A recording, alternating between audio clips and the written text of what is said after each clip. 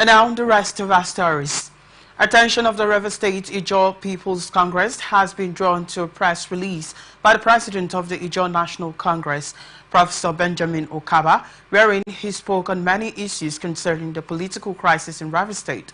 A statement jointly signed by Senator George Thompson Sekibo, leader, Rivers Ijaw People's Congress, Honorable Roland Sekibo, Director General, and Honorable Erastus Awotu, Secretary, said Rivers Ijaw People's Congress would typically prefer not to engage with the INC President's statement, but however feel compelled to respond to the press release due to the unfounded and baseless claims made about the ongoing political crisis in Rivers State. Recall that in the press release, the INC president had portrayed Governor Fubara as a peacemaker amongst others. But a statement by RIPCO insisted that the statement by the INC president appears to exacerbate the crisis in the state, describing his comment as marked by inconsistency and lack of clarity. RIPCO stated as follows: that the purported defection of the 27 lawmakers he mentioned was before the president's intervention, adding that Governor Fubara, after agreeing and signing the terms of the intervention agreement, gathered people in the government house the next morning, where they publicly condemned the president's intervention as unconstitutional and attacked the Minister of the Federal Capital Territory, Nyesom Wike, and President Bola Tinubu. Secondly, that Governor Fubara, in his meeting with some Ijaw elders from Bayelsa State, declared that the document he signed was unconstitutional, that he signed it to keep the assembly members floating, and that it was just a mere paper without a legal backing. Rivers Ijaw People's Congress therefore invites the public to note of the following. 1. That Rivers Ijaw People's Congress, foreseeing the potential of the political situation in Rivers State, took proactive steps to address the issue on the 4th of June 2024 and sent a delegation of 200 Ijaw sons and daughters, led by Chief George Thompson Sekibo, to the INC headquarters in Yenagoa, Bayelsa State, to discuss the deepening political crisis in Rivers State. RIPCO called for INC intervention as the crisis had begun to divide the Ijaw people in Rivers State and to broker peace between the governor and the FCT minister Nyesom Wike in order to prevent further crisis. The statement therefore expects Professor Benjamin Okaba, though not of Rivers State, and the INC leadership to guide themselves as statesmen in their conduct and utterances to uphold the unity, peace, and cohesiveness of the Ijaw people. Similarly, a group known as Rivers Restoration Movement has accused the Ijaw National Congress, led by Professor Benjamin Okaba, of opposing the decision of former Governor Nyesom Wike to present Siminalayi Fubara as his successor in 2023. RRM, a frontline group that supported Wike's choice of Fubara and worked for his victory at the poll, said it was compelled to reply to INC following Okaba's recent statement against Wike. The group, in a statement signed by its Director General Johnson George Will and Secretary Sarima Akwata, wondered when INC developed its newfounded love for Fubara, it earlier described as a fake Ijaw man. RRM said it was also laughable that the INC would query Mr. President's body language, neutrality, honesty, and good faith in the Rivers crisis. It said the Okaba-led INC was pretending not to know that Mr. President was the pillar behind the peace deal that was brokered in the villa with all parties, endorsing an agreement to end the crisis on the 18th of December 2023. But RRM said INC kept mute as Fubara reneged and disobeyed the key provisions contained in the agreement supervised by the President as a father. RRM say that 90% of Ijaw politicians and major stakeholders who worked for the victory of Fubara in 2023 under the leadership of Wike were standing solidly behind the political leadership of the FCT minister. The group appealed to the Minister of the FCT and political leader of Rivers State to ignore comments from INC because they all know the Ijaws are grateful and have loyal leaders that can complete the tenure of the Ijaws through constitutional democratic process.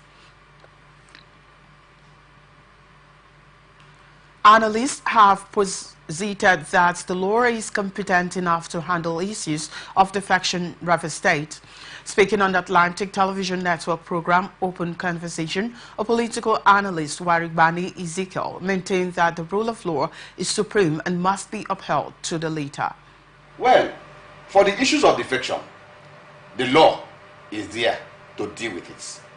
When a matter is before a court of competent jurisdiction, it is always hard for some of us who understand what law means to begin to react to it. On his part, Mr. Ndamzi Ekulo highlighted on basic legal processes for political party membership from the ward level.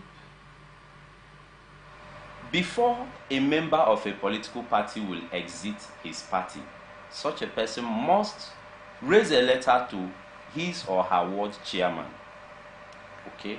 Then when you do that, it becomes legally upright that such a person have left his party.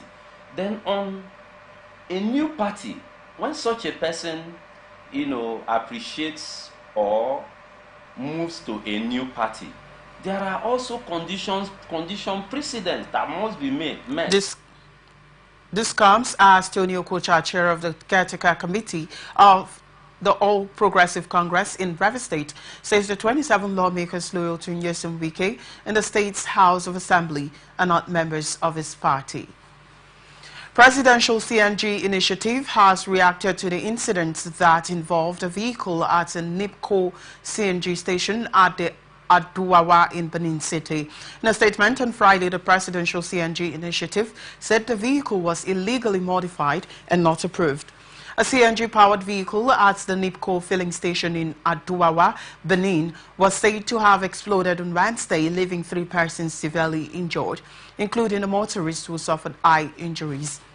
According to reports, 2 others, a woman whose stomach was ripped open and another person whose foot was amputated due to the blast, are currently receiving treatment at the University of Benin Teaching Hospital, Ugbobo. The explosion was traced to a cylinder that had been fabricated by a welder without proper approval. The welder has reportedly turned himself into the police. The Presidential CNG initiative notes the unfortunate incident that involved an illegally modified vehicle at a NIPCO CNG station at Adudua in Benin City. The PCNGI commiserates with those injured in this avoidable incident and is thankful that no lives were lost. The PCNGI also notes that the safe handling of all hydrocarbons is critical to their safe use. Imo State Local Government Election Petition Tribunal sitting in Owerri has adjourned to November 4, 2024. The case filed by Social Democratic Party against the Imo State Independent Electoral Commission and All Progressive Congress over the outcome of the just concluded local council elections in the state. The case was filed by the state chairman of the party, Henry Ifeanyi Elua, challenging the process that produced the chairman of local government councils across the state. In the prayers, the SDP sought for total cancellation of the election results, citing alleged electoral irregularities and malpractices that it claimed marred the polls. Elua further alleged that ICEC, in connivance with the ruling APC in the state, failed to comply with the electoral guidelines. However, at the first hearing of the matter, which took place on October 17, 2024, the APC and its candidates were not present in court, forcing the tribunal to adjourn the matter to November 4, 2024.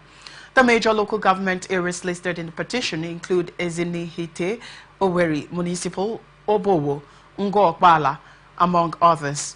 The SDP also demanded that ICEC Chairman Charles Ejogu should explain to the electorate how results were able to emanate from local government areas where the Commission said elections will not hold as a result of insecurity. Analysts have lauded the operatives of the Economic and Financial Crime Commission on the recent arrest of 36 cyber criminals across Onitsha. Speaking on Atlantic Television Network program Society Watch, a public affairs analyst, Ijonama Nkpong, stated that a better reward system for performing agencies and parastatals across the country will go a long way to boost their work performance. is a big problem. So appreciating them like this is another means of rewarding means to the EFCC.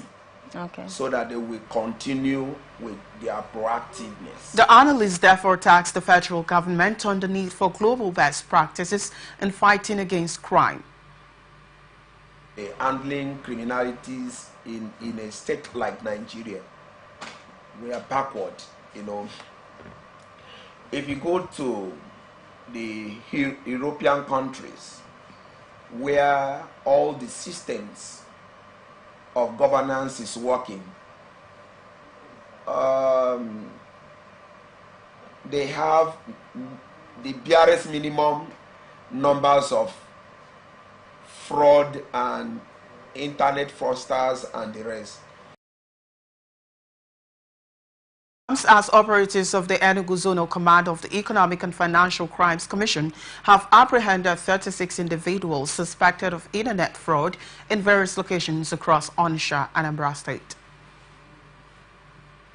Lagos State Police Command on Friday confirmed that no case of stealing was established against Nollywood actress Lizzie Anjorin Lawal, who was accused of stealing gold at the Oba Akintoye market in the Lagos Island area of the state. The State Police Public Relations Officer Benjamin Hundain confirmed the development to our correspondent who requested an update on the case. He said during the command's investigation, it was established that a video showing people, including traders, accusing Anjorin Lawal of stealing was a mistake of facts. Speaking further, Hundain said the people who accused Anjorin Lawal of stealing while writing their statements at the police station confirmed that they were the ones who made the mistake, as it was the seller that gave her the wrong account details. Anjorin, during her visit to the market, was accused of stealing gold and assaulted by some traders in a video clip that went viral online.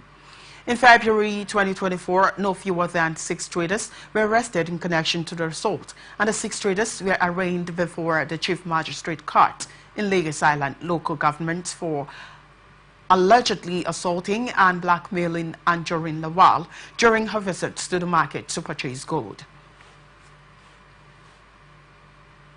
Ogun State government is set to recruit another batch of 1,000 teachers to fill existing vacancies in public schools in the state. The exercise is being coordinated by the State Ministry of Education, Science and Technology in conjunction with the State Teaching Service Commission, the State Universal Basic Education Board, and the Ogun State Technical and Vocational Education Board. The Ogun State's Teaching Experience Acquisition Channel is a special intervention scheme designed to fill existing vacancies in the state's public primary, secondary, and technical colleges. A statement signed by the Commissioner for Education, Science and Technology, Professor Abayomi Aribabu, on Friday noted that prospective applicants are expected to hold a minimum of a national certificate in education NCE or a BA education or BSc in education, Bachelor of Education with a second class lower in relevant subjects and courses. The statement noted that the successful applicants, known as teached interns, shall be deployed to local government areas in need of the services and will receive a stipend every month for 2 years, after which they will be assessed on parameters ranging from expertise, commitment to duty, punctuality, respect for constituted authority, and willingness to work wherever they are posted. Ogun State's chapter of the Nigerian Institute of Town Planners has advised residents against undertaking building projects without consulting industry professionals. This warning is aimed at preventing uncoordinated development and promoting sustainable growth within the state. According to the Institute, proceeding with construction without proper consultation undermines the state's development efforts and poses potential environmental and structural risks.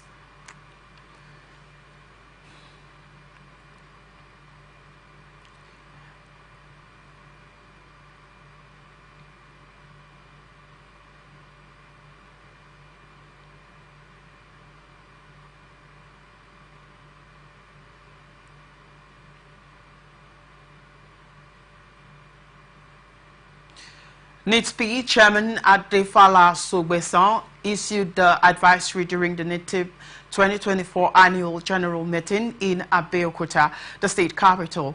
During a panel discussion, key state executives highlighted the importance of coordinated efforts to drive sustainable development initiatives across Ogun State. This year's AGM theme is cross-sector collaboration in the production and implementation of development plans. The imperative of synergy among MDAs, the State Commissioner for Housing, Jamiu Omoni, speaking to journalists at the event, noted that all government MDAs are working in synergy to ensure development across the state. In his remarks, the State Commissioner for Urban and Fiscal Planning, Tunji Odunlami, cautioned that disregarding established building procedures jeopardizes the state's development.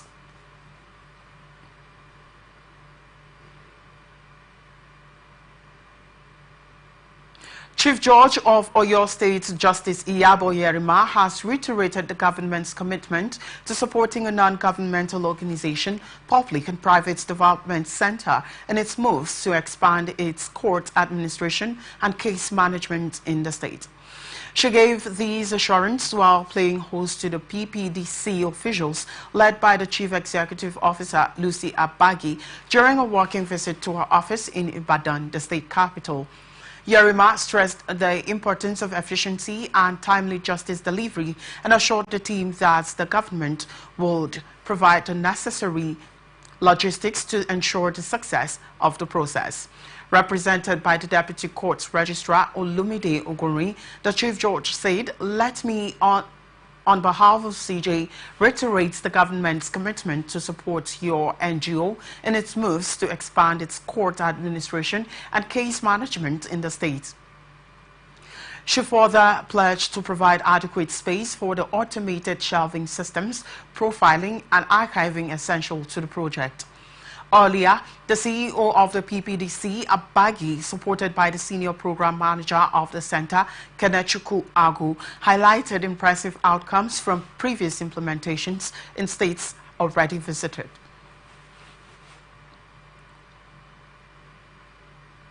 With more than 2 years left to the 2027 general election, a serving governor on the platform of the People's Democratic Party, Seyi Makinde, of Oyo State Governor, is positioning himself to replace Bola Ahmed Tinubu. Makinde's supporters have already begun rallying behind him, using the hashtag Makinde for President to promote his candidacy. Meanwhile, the governor has hosted PDP press corps members in Ibadan, where he showcased his projects in the southwest states. It was gathered the official social media handles of the PDP have been using the hashtag Makinde for President, while posting photos and videos of the signature projects. Seyi Makinde of Oyo State Governor is yet to officially declare his interest. Kogi government has announced the restriction of vehicular movement on Saturday between 7 a.m. and 4 p.m. Kingsley Fanwo, Commissioner for Information, in a statement issued in Lokoja on Friday, said that the decision was to ensure a hitch-free council poll in the state. The commissioner called on the citizens to come out massively to participate in the local government election to elect their representatives at the local government areas. He, however, assured prospective voters of adequate security as they exercise the franchise on Saturday. According to him, it is pertinent to call on the citizens to make democracy a free will of the people and the power of the ballot over the bullets. He said that the state government will do everything within the presence of the law to maintain law and order for the growth and development of the state. Thunder strike has killed a 70-year-old man identified as Malam Abu Yusuf in Abuchu, the Keno local government area of Kogi State. The incident happened late hours on Thursday as a result of a heavy downpour in the community. ATN gathered that the sad incident has thrown many residents in the community in shock and mourning. An indigene of Abocho identified as Dansoho Suleiman told newsmen that Yusuf was hale and healthy before his demise. Federal Capital Territory, through its Public Health Department, has activated the Cholera Emergency Operations Center as part of surveillance and preparedness measures to handle any cholera outbreak in the FCT. Speaking while activating the Cholera Emergency Operations Center over the weekend, the Permanent Secretary of the FCT Health Services and Environment Secretariat Ghana Adam said the activation became necessary in light of the number of reported cholera cases across the 36 states. He noted that as an emerging city, the FCT is at risk of cholera and is taking proactive steps to prevent and contain the spread of the disease. Adam also assured that the Secretariat would spare no resources or efforts to prevent a cholera outbreak in the FCT. He directed that all relevant stakeholders be involved to develop effective, reliable strategies to prevent the disease. As of October 13, 2024, a total of 14,237 cases of cholera have been reported across the states and the FCT, spanning 339 local government areas. However, 378 lives have been lost, resulting in a case fatality ratio of about 2.7%. Gombe State Executive Council has approved the sum of 947 million naira for the staff of Gombe State University to resolve earned academic allowance and promotion arrears. A correspondent reports that the SEC meeting was presided by Governor Mohammed Yahaya. The sum of 265 million naira 202,570 naira was released for outstanding promotion arrears and 682 million naira for the EAA. Recall that the institution's Academy Staff Union of Universities has been on strike for more than a month owing to the EAA promotion arrears and other infractions. Addressing journalists after the meeting, Deputy Governor Manasseh Jatau, who doubles as the chairman of the negotiation committee, said the approval would soften the ground for the unions to resume work. On September 11, 2024, the ASU branch of the institution, led by its chairman, Dr. Suleiman Jauro, declared an indefinite strike following the failure of the state government to meet the demands. Bauchi State Police Command has apprehended 2 teenage students in connection with a robbery at a mobile phone shop in Wunti Market in the Bauchi metropolis.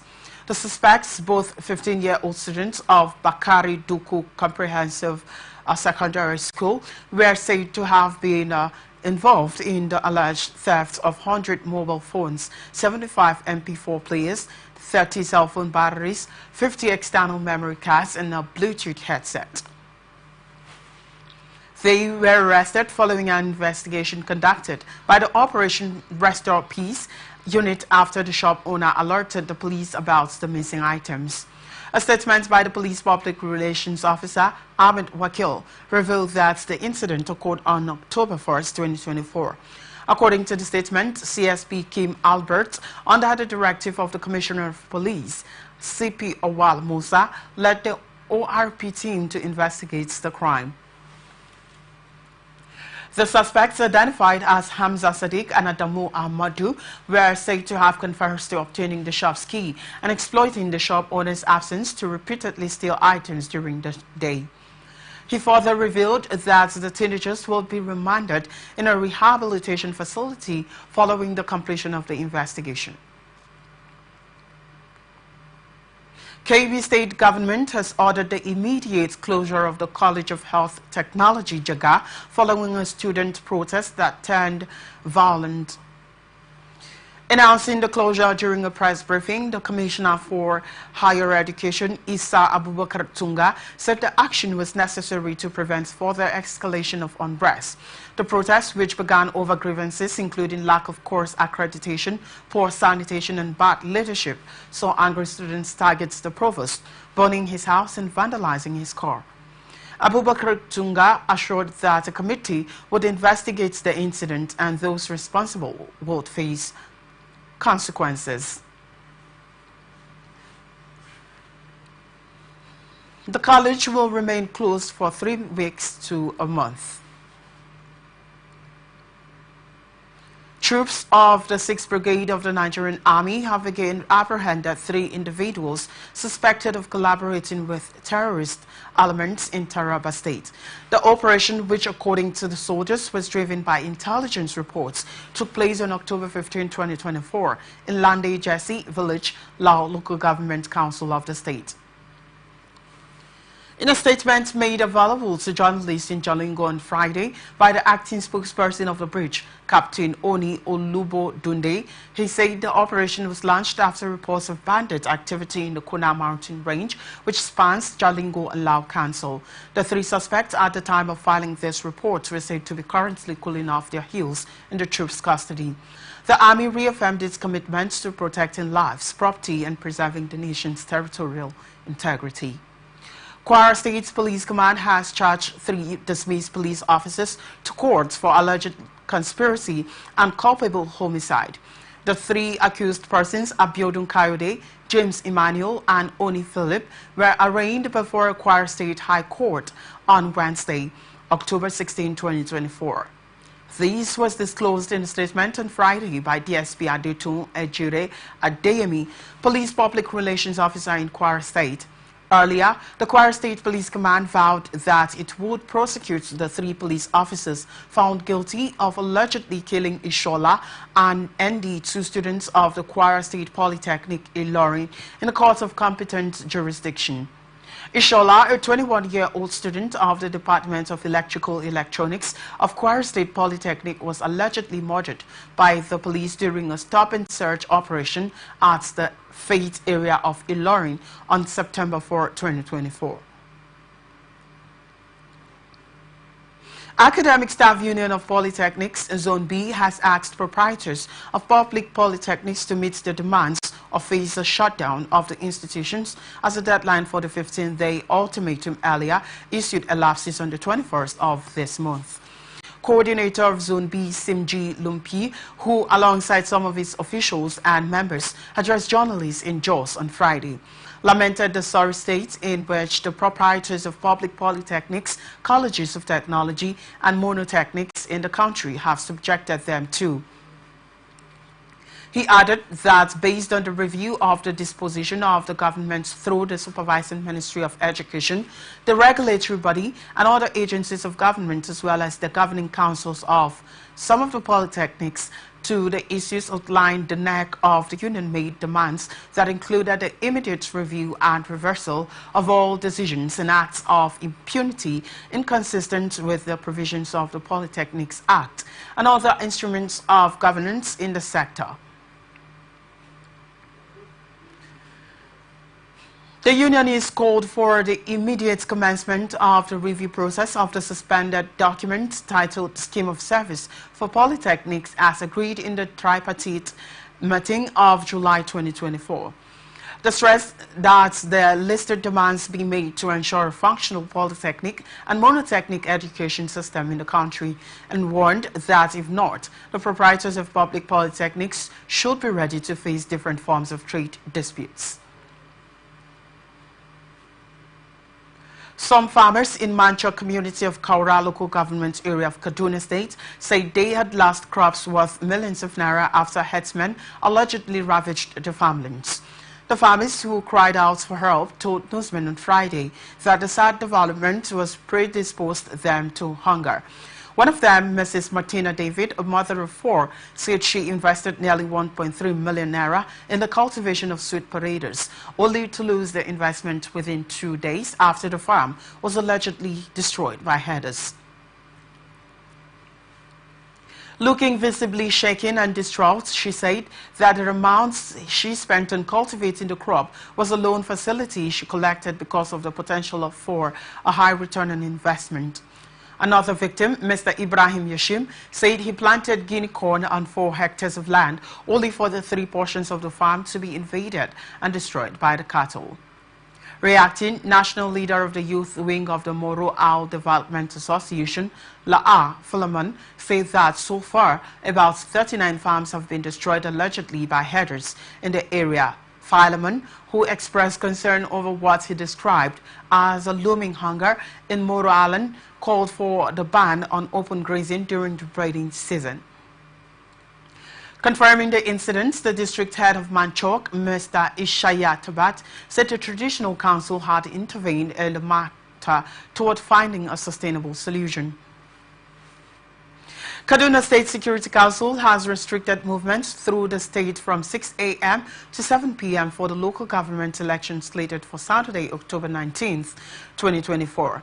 This is to ensure peaceful, orderly conduct of the elections. According to a statement by the State Overseeing Commissioner of Internal Security and Home Affairs, Samuel Aruan, vehicular movement as well as commercial and other related activities which may constitute impediments to law and order are to cease within the period of the restrictions, 6 a.m. to 7 p.m. on Saturday.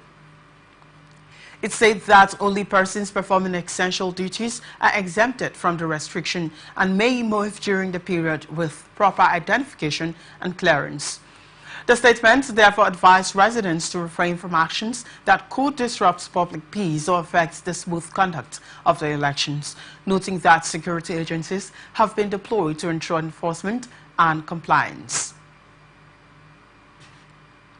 It has also enjoined members of the general public to promptly report any observed acts which threaten law and order to security agencies and not to take laws into their hands. Zamfara State Governor Dauda Lawal has approved the appointment of 6 citizens into various strategic government positions. Conveying the approval, the Secretary to the State Government, Malam Abubakar Mohammed Nakwada, said the appointments take immediate effect.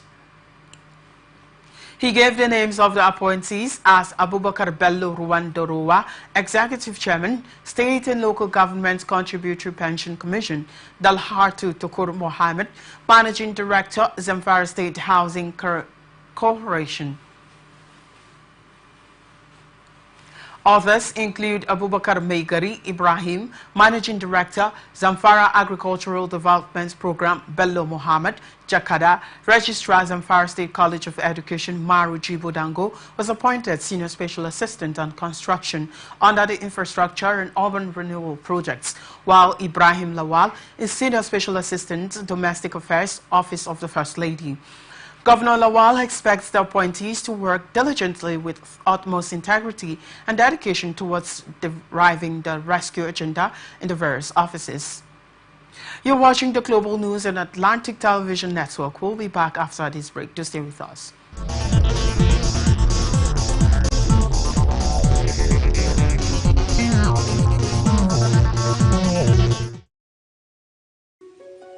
The people of Maiduguri need your help. A catastrophic flood has engulfed the city, leaving over 1 million residents stranded and fighting for survival. Entire communities are submerged, with people trapped inside homes and on rooftops cut off from food, clean drinking water and essential supplies. Health experts are warning of a potential outbreak of deadly diseases, and medical facilities are out of commission. The situation is dire. Helicopters, boats and high-riding trucks capable of navigating the treacherous, waterlogged areas are urgently required to reach the countless men, women and children still awaiting rescue. The Nigerian media is issuing a desperate plea to the government, humanitarian organizations, international actors and citizens across the nation. Step in now, before it's too late. For more information on how you can help, contact Professor Usman A. Tar, the Honorable Commissioner for Information and Internal Security, Borno State, on 0809-233-3955. Every second counts. This is powered by Atlantic Television Network. From the lands across the ocean to the land beyond the mountains, through the Sahara, we bring all the sport news, live analysis, expert discussions on trending stories in politics, business, socio-economic, sports, and documentaries. So catch all the updates on the happenings around the globe. Stay focused on the fact today. Only on ATM.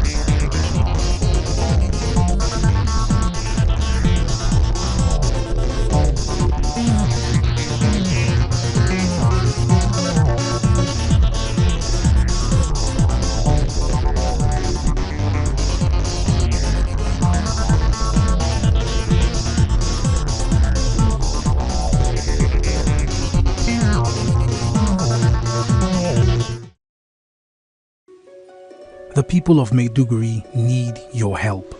A catastrophic flood has engulfed the city, leaving over 1 million residents stranded and fighting for survival. Entire communities are submerged, with people trapped inside homes and on rooftops cut off from food, clean drinking water and essential supplies. Health experts are warning of a potential outbreak of deadly diseases, and medical facilities are out of commission. The situation is dire. Helicopters, boats and high-riding trucks capable of navigating the treacherous, waterlogged areas are urgently required to reach the countless men, women and children still awaiting rescue. The Nigerian media is issuing a desperate plea to the government, humanitarian organizations, international actors and citizens across the nation. Step in now, before it's too late. For more information on how you can help, contact Professor Usman A. Tar, the Honorable Commissioner for Information and Internal Security, Borno State, on 0809-233-3955. Every second counts. This is powered by Atlantic Television Network. From the lines across the ocean to the land beyond the mountains, through the Sahara, we bring all the sport news, live analysis, expert discussions on trending stories in politics, business, socio-economic, sports, and documentaries. So catch all the updates on the happenings around.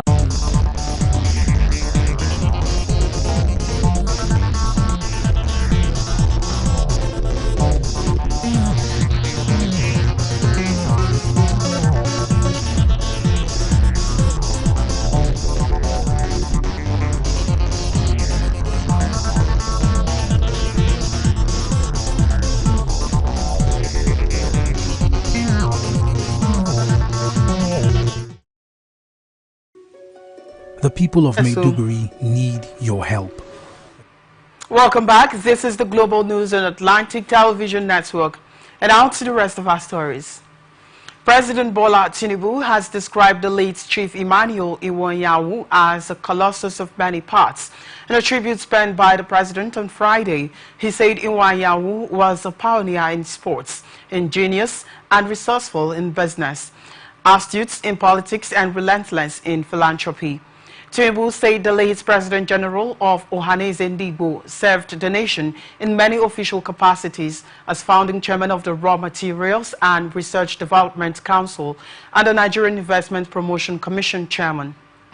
He also served as chairman of the Federal Road Maintenance Agency Board, founding chairman of the Nigerian National Lottery and chairman of the National Orthopedic Hospital, Igbobi.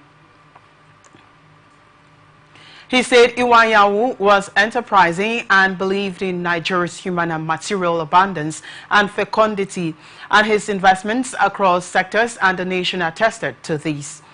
He said the late elder statesman lived a life of service, served his people and the nation with his wealth, providing scholarships to indigent students, building schools and hospitals, and supporting many charitable causes. The passing of Chief Iwanyawu on July 25 is a massive loss to the nation.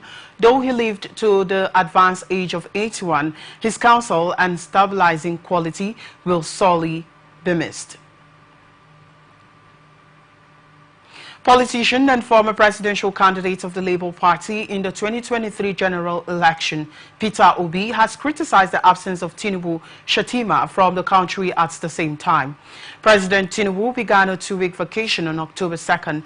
He was initially expected to return after visiting the United Kingdom. However, it was announced that he was proceeding to Paris, France.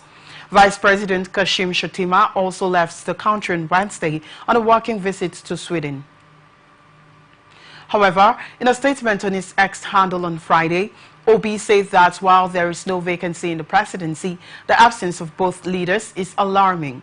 He advised the leaders to prioritize the welfare of their citizens. Former President Goodluck Jonathan has expressed concerns over the lapses in the nation's judiciary system. He also described some judgments on election matters as a cone being turned upside down, as he lamented the lapses in the judicial system. Speaking at the 67th birthday of a senior advocate of Nigeria, Professor Mike Ozekemo, in Abuja, Jonathan said for democracy in Nigeria to grow, those at the bar and the bench should not be carried away by political influence. Jonathan, who led the West African Elders Forum on a pre-election assessment mission in Accra ahead of Ghana's presidential elections, scheduled to take place on December 7, 2024, said, "But in most other countries, people don't go to court. But in Nigeria, pre-election matters and post-election matters fill all the courts, and it does not give a good sign of democracy." There was panic on Friday when a fire incident broke out at the headquarters of the Federal Ministry of Works in Abuja. The incident, which was said to have happened immediately after workers resumed for the day, was attributed to a spark from a faulty circuit breaker on the ground floor. However, the incident was quickly contained before much damage was done.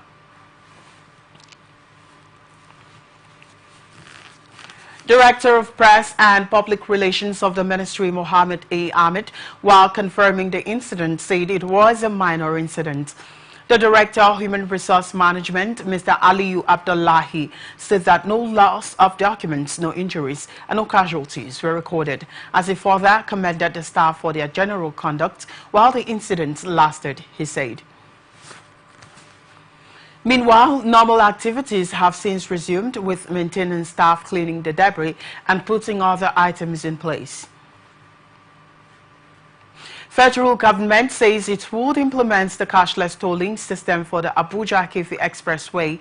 Senator David Umahi, the Minister of Works, disclosed these on Thursday while inaugurating a committee for the project, as well as the dualization of the Kefi-Akwanga-Makodi Road. He said the cashless tolling system was a strategic program under the Highway Development and Management Initiative aimed at promoting a strong and sustainable transportation ecosystem.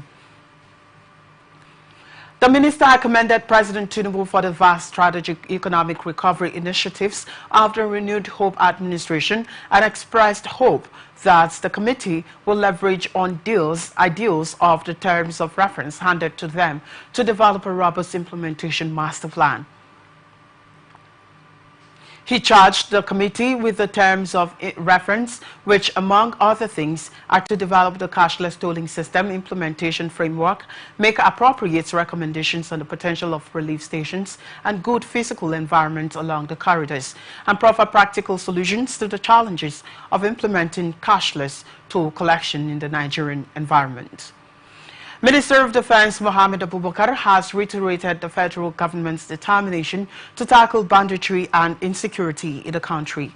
The minister stated this when he paid a courtesy visit to Governor Uba Sani at the Kashim Ibrahim Government House in Kaduna as part of his official tour of the Northwest Zone. The visit is aimed at finalizing preparations for the launch of Operation Fansanyama, or a joint military theater command established to tackle insecurity in the region. Abubakar, while speaking to journalists shortly after the visit, emphasized the establishment of a command and control center in the Northwest Zone as a crucial step in addressing the menace of banditry. The minister also highlighted the government's collaborative efforts with neighboring countries, particularly Niger Republic, to combat terrorism and arms trafficking. In his remarks, while welcoming the minister, Governor Sani stressed the need for regional collaboration to tackle insecurity. Inspector General of Police Kayode Betokun has directed the immediate investigation and recovery of a second batch of 612 vehicles flagged as stolen on the electronic Central Motor Registry platform. He also ordered the investigation of over 1,610 vehicles with conflicting registration information on the platform. The ECMR is an advanced real-time online repository of motor vehicle data designed to support police investigations, operational activities, and combat vehicle-related crimes, including terrorism, banditry, kidnapping, and armed robbery. It was introduced by the police in July 2024. According to a statement from the force headquarters on Friday, the police explained that one of the cars stolen from Abuja was recovered after the buyer applied for a CMR certificate, triggering an alert that flagged the vehicle as stolen. The police added that subsequent investigations revealed the vehicle had been re-registered twice in an attempt to conceal its stolen status. The police also noted that a member of the vehicle theft syndicate had been arrested and both face charges soon. The police said it was collaborating with other agencies to ensure the security and safety of citizens' vehicular assets across the Federation.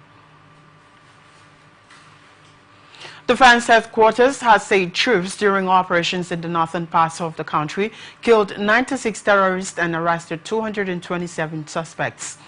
The DHQ noted that among those arrested was a terrorist commander identified as Usman Maisaje. In a statement on Friday, the Director of Defense Media Operations, Major General Buba Edward, said Maisaje was a close associate of a wanted high-profile terrorist leader known as Kachala Buka. He added that the suspect cooperates and provides troops with much-needed intelligence for further operations. Buba said troops recovered crude oil worth 712 million naira in the south-south and arrested 45 suspended oil thieves. Buba further said troops recovered 71 assorted weapons and 1,463 ammunition, 50 AK-47 rifles, 16 fabricated rifles, 5 Dane guns, 5 bomb-action guns, 5 locally made pistols and revolver pistol, and 16 AK-47 magazines. Others are 787 rounds of 7.62 mm special ammo, 403 rounds of 7.62 mm NATO, 164 rounds 7.62 by 39 mm ammo, 33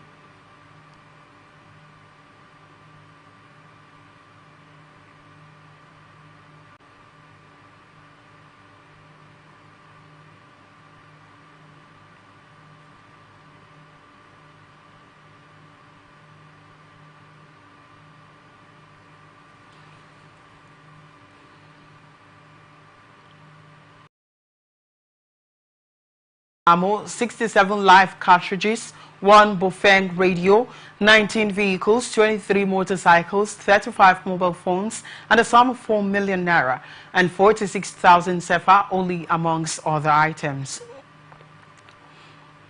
Department of State Services has instituted a 5.5 billion naira defamation suit against a group, the Socio-Economic Rights and Accountability Project, after allegedly making false claims that officials of the agency invaded its Abuja office. In the lawsuit filed in the names of 2 of its officials, Sarah John and Gabriel Ogundele, the DSS stated, among others, that the alleged false claim by Sarah has negatively impacted on its reputation and that of the 2 officials involved. The suit filed by the DSS team of lawyers led by Akinlolu Kehinde before the High Court of the Federal Capital Territory has Serap and its Deputy Director Kolawole Oluwadare listed as defendants.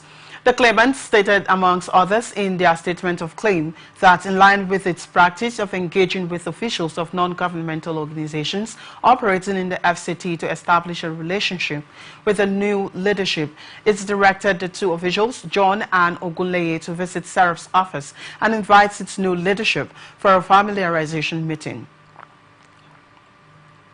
The case now assigned to Justice Yusuf Halilu of Court 13 of the High Court of the FCT is yet to be scheduled for hearing. High Court of the Federal Capital Territory in Maitama has acceded to the request of the Economic and Financial Crimes Commission to present two witnesses virtually in the trial of former Central Bank of Nigeria, Governor Godwin Emefiele. In a ruling, Justice Marian Aneni granted EFCC's application in which it sought the court's permission to be allowed to field the witnesses, who are currently abroad through video link. EFCC is prosecuting Emefiele on a 6-count charge of unlawful printing of new Naira notes, among others. The court adjourned till October 17th for the continuation of trial, as the prosecution's fourth witness, Edward Adamu, a former deputy governor, corporate service at the CBN, concluded his testimony.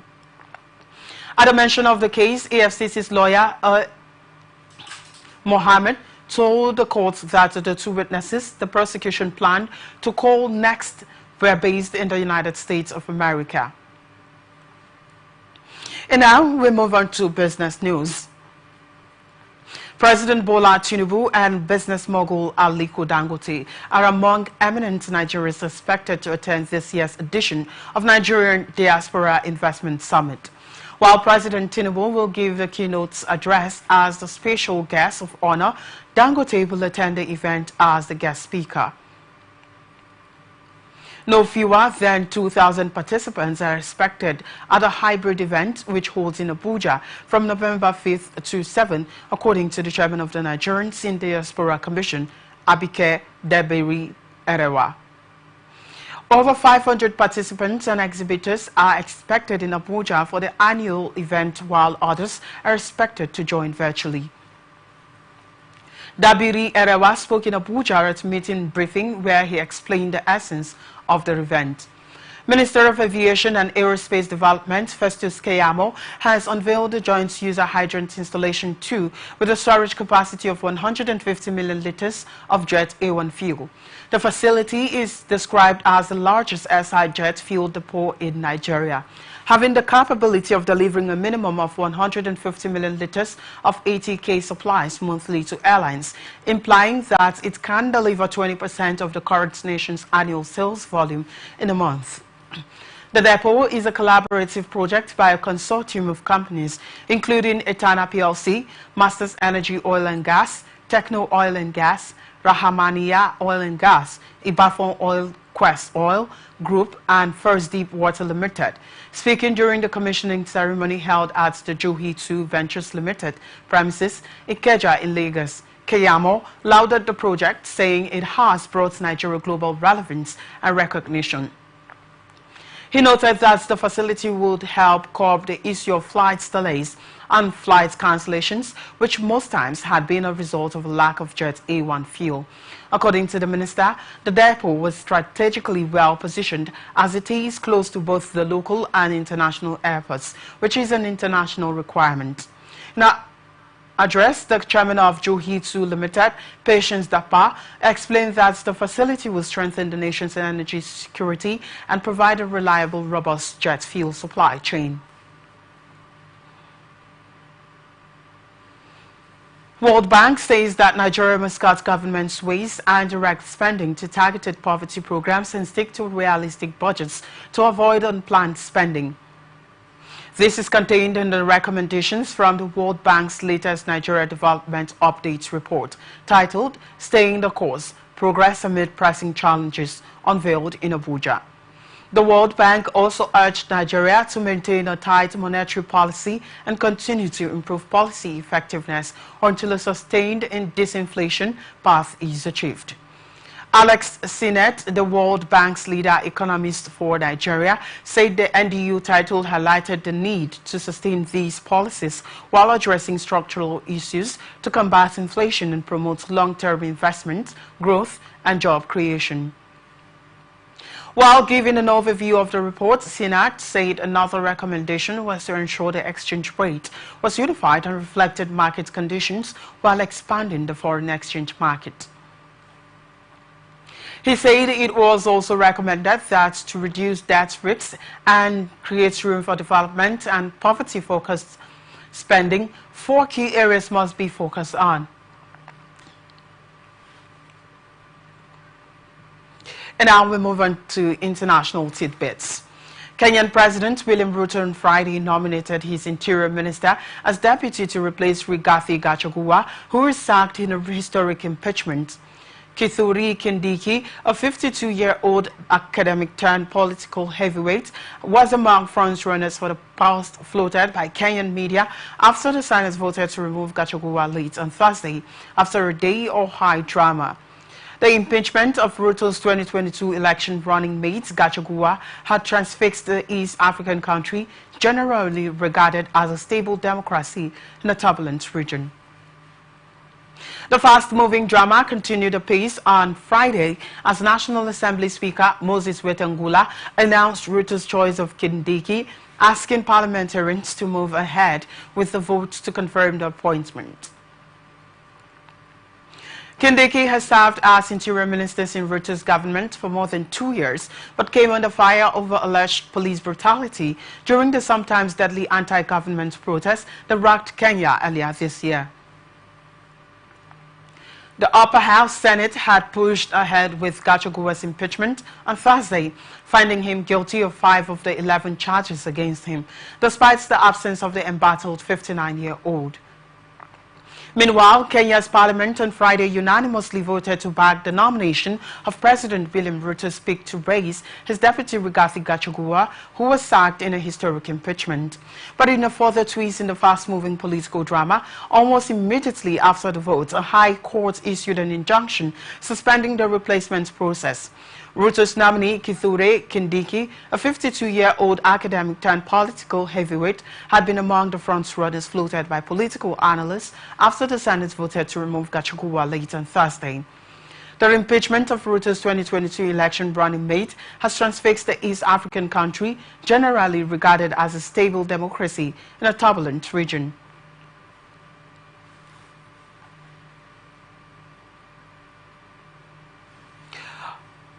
The high-stakes political drama continued apace on Friday as National Assembly Speaker Moses Wetangula announced Ruto's choice of Kindiki in the morning. A few hours later, parliamentarians voted 236 in favor, with no abstention or votes opposed.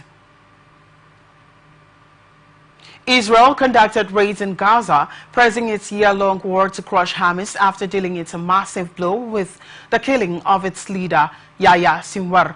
Hailing the killing of Sinwar, Israeli Prime Minister Benjamin Netanyahu said the war sparked by Hamas' October 7, 2023 attack was not over, but added that it was the beginning of the end. He called the death of Sinwar mastermind of the deadliest attack in Israeli history. An important landmark in the decline of the evil role of Hamas. Chief of Hamas in Gaza at the time of the attack, Sinwar had become the militant group's overall leader after the killing in July of its political chief, Ismail Haniyeh. U.S. President Joe Biden, whose government is usual top arms provider, said it is a good day for Israel, for the United States, and for the world. Hamas' October 7 attack resulted in the deaths of 1,206 people, mostly civilians, according to reports of official Israeli figures that includes hostages killed in captivity. Palestinian militant group Hamas has confirmed its leader, Yahya Sinwar, had been killed a day after Israel announced his death in Gaza. Qatar-based Hamas official Khalil al-Hayya made this known in a recorded video statement. Sinwar became Israel's most wanted man after the October 7, 2023 attack, the deadliest in Israeli history. Israel announced Sinwar's death on Thursday, which Prime Minister Benjamin Netanyahu called a heavy blow to the Palestinian group Israeli forces have been fighting in Gaza more than a year. Hamas's October 7 attack resulted in the deaths of 1,206 people, mostly civilians, according to an AFP tally of official Israeli figures that includes hostages killed in captivity. In a statement, Hayat said Hamas will not release the captives until the war in Gaza ends. And now we bring you entertainment news. Nigerian singer Wizkid has made a return with his latest single, Piece of My Heart, featuring American singer-songwriter Brent Faiyaz, dropped on October 18th. The track serves as the lead from Wizkid's eagerly awaited album, Morayo, slated for release on November 2022. Piece of My Heart seamlessly blends Wizkid's infectious Afrobeats vibe with Brent Faiyaz's smooth R&B finesse. Produced by P2J and The Parts, the song is imbued with heartfelt lyrics expressing unwavering love and devotion. Brent Faiyaz delivers a poignant chorus, crooning, "Nothing can tear us apart. You've got a piece of my heart," while Wizkid's distinctive melodies and vocal style enrich the emotional narrative. The synergy between these artists is palpable, creating a harmonious fusion of their distinct musical styles. As the track unfolds, listeners are treated to an enchanting instrumental transition that hits at the diverse sounds awaiting Wizkid's forthcoming Morayo album. This collaboration is already sparking excitement, not only due to the powerhouse duo involved, but also because it sets the stage for what promises to be a landmark release for Wizkid. Social media activist Martin Osei, also known as Very Dark Man, on Friday declared that popular crossdresser Idris Okuneye, better known as Bobrisky, must appear before the House of Representatives Investigative Committee, reacting to the latest video by Bobrisky cautioning Nigerians against fighting their helpers on Instagram. Very Dark Man said the crossdresser has no reason to appear before the committee because the footage has shown that he's okay. Posting on Instagram, VDM, as is also referred to, said the House of Representatives Committee conducting the hearing and summoned all parties involved in the matter on October 21 on Monday. Recently, VDM had released an audio of Bobrisky claiming to have allegedly bribed EFCC officials with a sum of 15 million naira. During his conversation, Bobrisky also claimed not to have spent his 6-month jail term in Kirikiri prison due to the influence of his godfather. The revelation led to an investigative hearing by the House of Representatives, but Bobrisky failed to appear before the committee. Here now is ATN Sports News. Premier League leaders Liverpool face the first serious test of the title credentials against Chelsea this weekend as the English top flight returns after international break. Elsewhere, Bellegarde Manchester United boss Eric Ten Hag cannot afford another flop from his troubled team when Brentford visit Old Trafford. Meanwhile, Mikel Arteta has revealed Arsenal captain Martin Odegaard is nearing a return to fitness after a lengthy injury layoff and could be fit to face title rivals Liverpool next week. The Norway midfielder has been sidelined with an ankle problem suffered on international duty early last month. Four-time Grand Slam champion Naomi Osaka of Japan pulled out of next week's Pan Pacific Open Tokyo on Friday because of a back injury. The former world #1 has been sidelined since she retired from her last 16 match at the China Open against eventual champion Coco Gauff at the start of the month. The 27-year-old was set to compete at the Pan Pacific Open as a wild card, but organizers said she would be absent because of a lower back injury. Osaka's appearance at the China Open was her first tournament under Patrick Mouratoglou, the Frenchman best known for being Serena Williams' longtime former coach.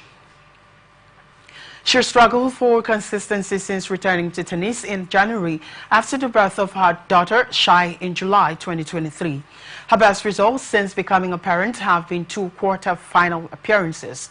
China's Olympic champion Zheng Guiwen, ranked number 7 in the world, is the top-ranked player at the Pan-Pacific Open. Russia's Daria Kasatkina and Brazil's Beatriz Haddad Maia are also set to compete. And that's the size of the package on the global news for tonight. Before we go, another look at the major stories. We told you that RIPCO responds to claims by Professor Okaba. DSS slammed ₦5 billion suit against Serap. We also told you that Tinubu mourns late Iwanyawu.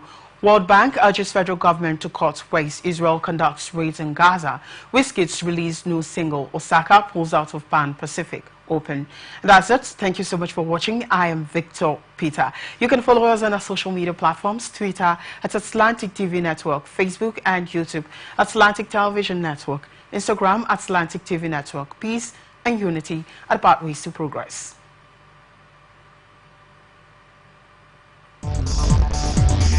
You know one thing?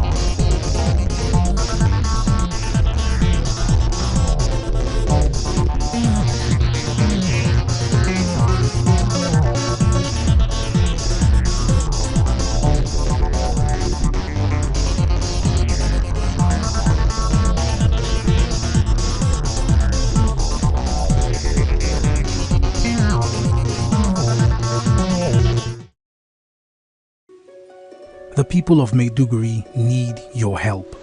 A catastrophic flood has engulfed the city, leaving over 1 million residents stranded and fighting for survival.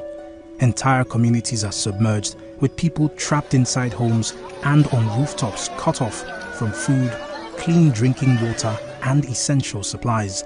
Health experts are warning of a potential outbreak of deadly diseases, and medical facilities are out of commission. The situation is dire. Helicopters, boats and high-riding trucks capable of navigating the treacherous, waterlogged areas are urgently required to reach the countless men, women and children still awaiting rescue. The Nigerian media is issuing a desperate plea to the government, humanitarian organizations, international actors and citizens across the nation. Step in now, before it's too late. For more information on how you can help, contact Professor Usman A. Tar, the Honorable Commissioner for Information and Internal Security, Borno State, on 0809-233-3955. Every second counts. This is powered by Atlantic Television Network. From the lines across the ocean to the land beyond the mountains, through the Sahara, we bring all the sport news, live analysis, expert discussions on trending stories in politics, business, socio-economic, sports, and documentaries.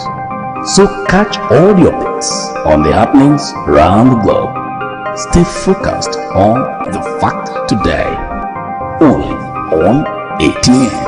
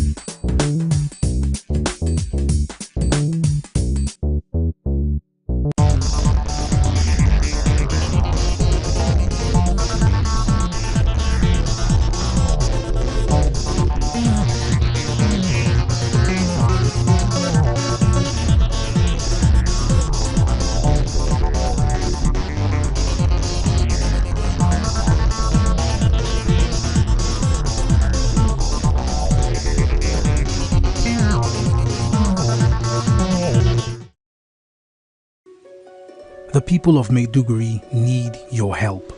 A catastrophic flood has engulfed the city, leaving over 1 million residents stranded and fighting for survival. Entire communities are submerged, with people trapped inside homes and on rooftops cut off from food, clean drinking water and essential supplies. Health experts are warning of a potential outbreak of deadly diseases, and medical facilities are out of commission. The situation is dire. Helicopters, boats and high-riding trucks capable of navigating the treacherous, waterlogged areas are urgently required to reach the countless men, women and children still awaiting rescue. The Nigerian media is issuing a desperate plea to the government, humanitarian organizations, international actors and citizens across the nation. Step in now, before it's too late. For more information on how you can help, contact Professor Usman A. Tar, the Honorable Commissioner for Information and Internal Security, Borno State, on 0809-233-3955. Every second counts.